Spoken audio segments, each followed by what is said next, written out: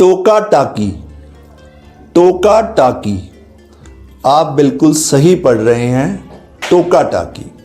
वैसे तो इस दुनिया में स्ट्रेस या डिप्रेशन के बहुत से रीजंस हो सकते हैं, मेंटल हेल्थ खराब होने के बहुत से रीजंस हो सकते हैं, लेकिन उन्हीं रीजंस में से एक सबसे बड़ा रीजन होता है टोका टाकी।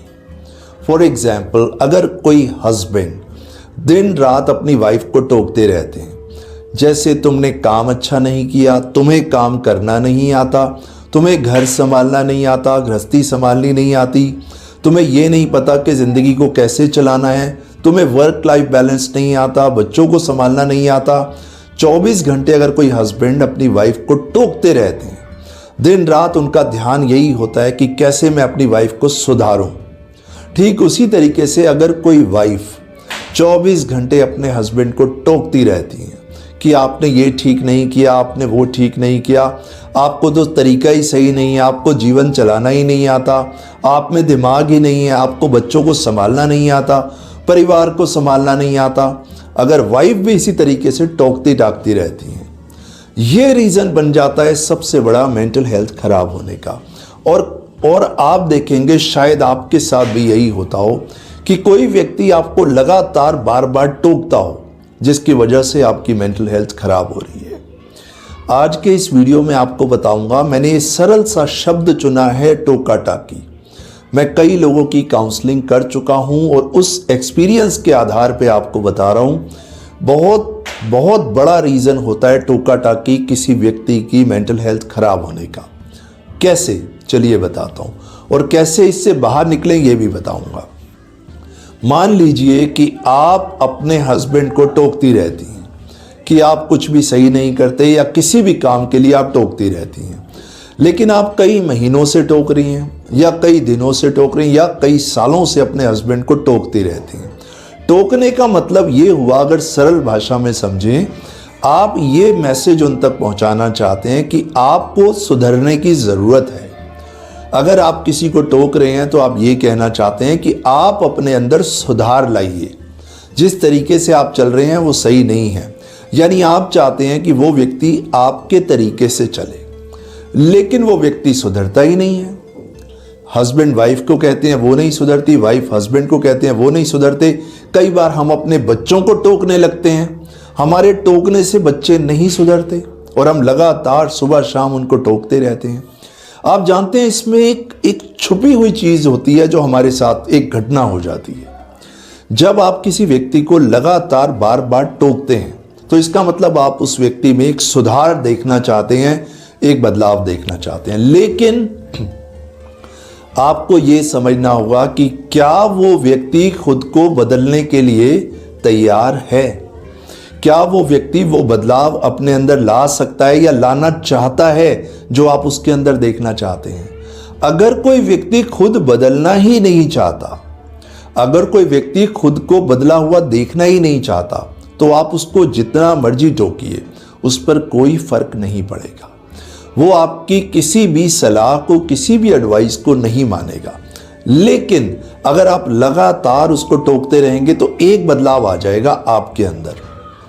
पहले तो आप ठीक होंगे, लेकिन धीरे धीरे इस टोकने की वजह से आपकी मेंटल हेल्थ खराब होती जाएगी। आप लगातार उस व्यक्ति को टोकेंगे, लेकिन इस टोकने की वजह से आपकी मेंटल हेल्थ खराब होती जाएगी और आप स्ट्रेस या डिप्रेशन का शिकार हो जाएंगे। और ये भी हो सकता है कि जिस व्यक्ति को आप लगातार बार बार टोक रहे हैं वो खुद को बदलना नहीं चाहता, लेकिन आप उसको टोक रहे हैं, हो सकता है उसकी भी मेंटल हेल्थ पे असर पड़े, लेकिन आपकी मेंटल हेल्थ पे फर्क ज़्यादा पड़ेगा। और यही रीज़न होता है, लोग ये सोचते हैं कि मैं इनको इसलिए टोकता हूँ या टोकती हूँ ताकि ये अपने अंदर बदलाव लाएं, सुधर जाएं।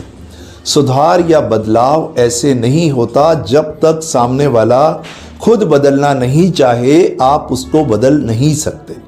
अब होता यह है कि आप अपनी एनर्जी को गलत दिशा में लगा रहे हैं। आप उस व्यक्ति को बदलना चाहते हैं, चाहे वो आपके हस्बैंड हैं, वाइफ हैं या बच्चे हैं। आप लगातार बार बार उनको टोकते हैं, जिससे कि आपके साथ क्या होता है, आपकी मेंटल हेल्थ खराब हो जाती है, आपकी एनर्जी का लेवल डाउन हो जाता है, आप फ्रस्ट्रेट हो जाते हैं, आपको गुस्सा जल्दी आने लगता है, आप चिड़चिड़े हो जाते हैं, आपकी एनर्जी खत्म हो जाती है और सबसे बड़ी बात, आपको मानसिक थकान होने लगती है, आपका शरीर भी थका थका रहने लगता है। ऐसा क्यों हुआ? क्योंकि अब आप डिप्रेशन की चपेट में आ गए। अब आप ये बात समझिए, अगर मान लीजिए आप किसी व्यक्ति को लगातार बार बार टोक रहे हैं, 1 महीना, 2 महीना, 6 महीना, साल, शायद 5 साल या 10 साल, अगर उस व्यक्ति में परिवर्तन आ भी जाता है, लेकिन आपकी हालत क्या होगी? तब तक आपकी मेंटल हेल्थ बिल्कुल खराब हो चुकी होगी। इस बात को आपको समझना होगा। शायद ऐसा आपके साथ हुआ भी हो, आप किसी को बदलने में इतनी ज़्यादा आपने एनर्जी लगा दी, इतना टाइम, इतना पैसा और इतने एफर्ट्स लगा दिए, लेकिन सामने वाले पर कोई फ़र्क नहीं पड़ा। लेकिन आपकी मेंटल हेल्थ आज इतनी डाउन हो गई कि आप हमेशा रोते रहते हैं, हमेशा फ्रस्ट्रेट रहते हैं और आपको हमेशा मानसिक थकान रहती है। तो आपको करना क्या है? सबसे पहले तो आपको अपने अंदर एक बदलाव लाना होगा। क्या बदलाव लाना होगा? जिस एनर्जी को आप उस तरफ भेज रहे हैं, उस एनर्जी को अपने अंदर देखिए। सबसे पहले आपको अपने मन को शांत और स्थिर करना होगा। सबसे पहले आपको अपने अंदर बदलाव लाना होगा, क्योंकि आप जितना किसी को ठीक करने की कोशिश कर रहे हैं, उसको टोका टाकी कर रहे हैं, उतना ज़्यादा आप नेगेटिव होते जाएंगे। सबसे पहले आपको स्थिर होना है, मन को शांत और स्थिर करना है। बोलना कम है, समझना ज़्यादा है, सुनना ध्यान से है। अपने अंदर ये परिवर्तन लाइए। धीरे धीरे जब आप अपने आप को पहचानेंगे, यानी अपने प्रति, अपने विचारों के प्रति, अपने दिमाग के प्रति जब आप जागरूक होंगे, जब आप अपने विचारों के प्रति जागरूक होंगे, जब आपकी सेल्फ अवेयरनेस आपके प्रति बढ़ेगी, तो अपने आप में स्थिरता आएगी और आप खुद को शांत कर पाएंगे। आप किसी को टोकेंगे नहीं, आप अपने अंदर एक बदलाव महसूस करेंगे। और जब आप अपने अंदर एक बदलाव महसूस करेंगे, जब आप खुद बदलेंगे, तो आपको चीज़ें बदली हुई दिखने लगेंगी। कई बार ऐसा भी हो सकता है, ऐसा भी देखा गया और ऐसा भी हो सकता है कि आप सामने वाले को बदलने की दिन रात कोशिश कर रहे हैं, लेकिन बदलने की ज़रूरत आपको है। ऐसा भी हो सकता है जब आप खुद को बदलेंगे तो चीज़ें आपको बदली हुई दिखाई देने लगेंगी। अब जब आपकी पॉजिटिविटी का लेवल बढ़ेगा, जब आप तनाव मुक्त होंगे, तो आपकी सोचने की शक्ति बढ़ेगी, आप में क्रिएटिविटी बढ़ेगी, आपका चीज़ों को देखने का नज़रिया बदलेगा और आप तनाव मुक्त होंगे। अब आप बिल्कुल शांत और स्थिर हैं। अब आप किसी को टोकेंगे टाकेंगे नहीं, अब आप सामने वाले को एक अपने तरीके से समझाएंगे और बिल्कुल शांत और स्थिर रह के, अब आप में गुस्सा नहीं है, अब आप बिल्कुल शांत और स्थिर हैं और आप अपनी बात रख पा रहे हैं।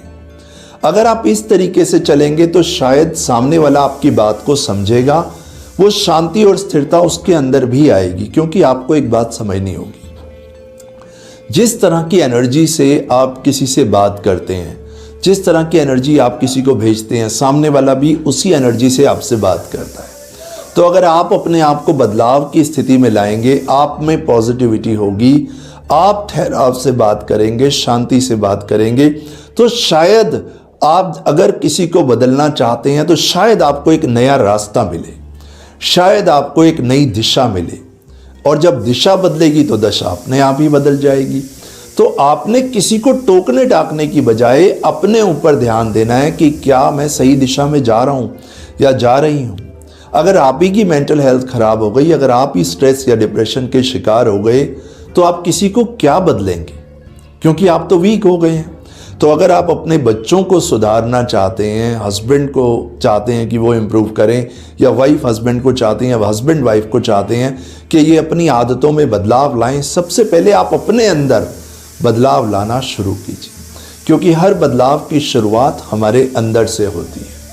जब भी हम फोर्सफुली किसी को बदलने की कोशिश करते हैं, जब आप ज़बरदस्ती किसी को बदलने की कोशिश करते हैं, उसी सिचुएशन में आपकी मेंटल हेल्थ खराब होती है। क्योंकि किसी को ज़बरदस्ती बदला नहीं जा सकता। आप ज़बरदस्ती किसी से कोई विचार पे एक्शन नहीं करवा सकते। हाँ, अगर आप खुद को बदलेंगे, अगर आप शांत और स्थिर होंगे, अगर आपके बात करने का तरीका बदलेगा, अगर आप एक अच्छे लिसनर होंगे, चीज़ों को ऑब्जर्व करेंगे, तो आपकी बात को सुना भी जाएगा, आपकी एडवाइस को फॉलो भी किया जाएगा। अक्सर लोग तनाव का शिकार इसलिए होते हैं, या तो वो किसी और को टोक रहे होते हैं, या कोई व्यक्ति उनको टोक रहा होता है। तो आप दोनों में से अगर कोई भी हैं तो ये बात समझ लीजिए, अगर कोई आपको टोक रहा है तो आप इस दिमाग से चलिए कि आपको टोका जा रहा है। अगर आपको टोका जा रहा है, क्या रियली आपको खुद को बदलने की ज़रूरत है? अपने अंदर झांक के देखिए, सेल्फ अवेयरनेस की स्टेट में आइए कि हाँ, मुझे खुद को बदलने की ज़रूरत है और मैं खुद को बदलूंगा। और अगर आप किसी को टोक रहे हैं तो आप ये बात समझ लीजिए कि मैं इनको बार बार टोक रहा हूँ, क्या मैं सही कर रहा हूँ? क्या मैं सही कर रही हूँ कि मैं लगातार इनको टोक रहा हूँ लेकिन इन पर कोई फ़र्क नहीं पड़ रहा? आपको अपनी मंजिल को नहीं बदलना, डेस्टिनेशन को नहीं बदलना, आपने अपने रास्ते को बदलना है। अलग रास्ते से आप उसी मंजिल तक पहुंचेंगे। तो अगर आपको टोका जा रहा है या आप किसी को टोक रहे हैं, दोनों ही स्टेट में आपको सेल्फ अवेयरनेस की स्टेट में आना होगा, यानी अपने प्रति, अपने विचारों के प्रति आपको जागरूक होना होगा। सबकॉन्शियस माइंड को समझना होगा कि हमारा सबकॉन्शियस माइंड, अवचेतन मन, जिस बात को, जिस विचार को बार बार रिपीट करेंगे वही आपके सबकॉन्शियस माइंड की प्रोग्रामिंग बन जाएगा। अगर आप बार बार किसी को टोकते रहते हैं तो टोकना आपकी आदत बन जाएगी। सिर्फ आप घर पे ही नहीं टोकेंगे, आप ऑफिस में भी किसी को टोकेंगे, ट्रैवल कर रहे हैं वहाँ भी टोकेंगे। और अगर आप इसी आदत से चलते रहेंगे तो ये आपके लिए बहुत परेशानी होगी और आप तनाव से घिर जाएंगे।